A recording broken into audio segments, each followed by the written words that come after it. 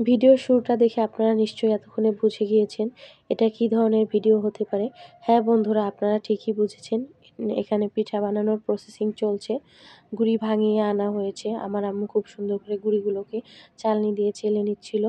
এখানে আমার মামি দুধ চাল করে নিচ্ছিল। হঠাৎ করে মামি আমাদের বাসায় চলে আসে। তারপর আম্মু আর মামি দুজনে মিলে পিঠা বানানো শুরু করে দেয়। এখানে আমার আম্মু গুড়গুলো খুব সুন্দর করে ভেঙে নিয়েছে। গুড়গুলো ভেঙে নেওয়ার পর এই গুড়গুলোকে জাল করার জন্য চুলার উপর বসিয়ে দেওয়া হয়েছে। গুড়গুলো জাল করার ফলে ঠিক এরকম আস্তে আস্তে গলতে শুরু করেছে। আমার আম্মু খুব সুন্দর করে নেড়ে-চেড়ে নিচ্ছিল। তো গুড়গুলোকে চেষ্টা করবেন এভাবে আলাদা করে জাল করে গলিয়ে নেওয়ার জন্য। একসাথে কিন্তু দুধের সাথে মিক্স করলে অনেক সময় দুধটা ফেটে যায়। সেজন্য গুড়গুলোকে এভাবে আলাদা করে জাল করে নিবেন। এখানে আমার আম্মু খুব সুন্দর করে চিতই পিঠার গোলা গুলিয়ে দিয়েছিল মামিকে। মামি এখন পিঠাগুলো বানাবে। আমার আম্মু সবকিছু রেডি করে দিয়েছে সুন্দর করে। এখন আমার মামি পিঠাগুলো বানাবে। পিঠাগুলো কিন্তু খুব সুন্দর করে বানাতে হয়। চিতই পিঠা যদি ভালো না হয় তাহলে কিন্তু দুধের সাথে সুন্দরভাবে মিশে না। চেষ্টা করবেন সুন্দর করে চিতই পিঠাটা বানানোর জন্য। এখানে আমার মামি গোলাগুলো দিয়ে তারপর হচ্ছে পিঠাটা ঢাকনা দিয়ে ঢেকে দিয়েছিল। এই তো দেখুন কি সুন্দর হয়েছে পিঠাটা। পিঠাটা একদম সুন্দরভাবে ফুলে উঠেছে। পিঠাটা একটু ভিতরে কাঁচা নেই। অনেক সময় চিতই পিঠা বানাতে গেলে ভিতরে কাঁচা অংশ থাকে।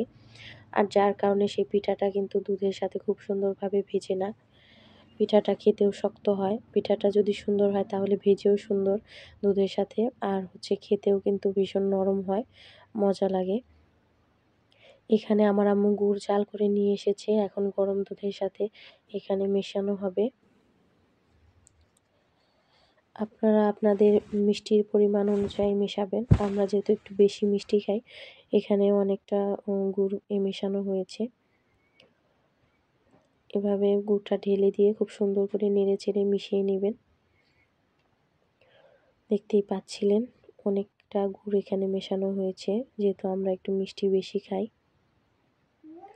এখানে আবার এই যে খোপনি পিঠা বানানো হচ্ছিল। তো আপনাদের এলাকায় এই পিঠা কি নামে পরিচিত অবশ্যই জানাবেন। এই খোপনি পিঠাগুলো দুধের সাথে খুব সুন্দরভাবে ভিজে যায়। চিতই পিঠার পাশাপাশি এই পিঠাগুলো বানানো হচ্ছিল। তো পিঠাগুলো খেতে ভীষণ মজা হয়েছিল আর খুবই নরম টেস্টি হয়েছিল। আমার আজকের ভিডিওটি এই পর্যন্তই। এতক্ষণ ধৈর্য ধরে আমার ভিডিওটি দেখার জন্য আপনাদের সবাইকে অসংখ্য অসংখ্য ধন্যবাদ। সবাই ভালো থাকবেন, সুস্থ থাকবেন। দেখা হবে নেক্সট কোনো ভিডিওতে।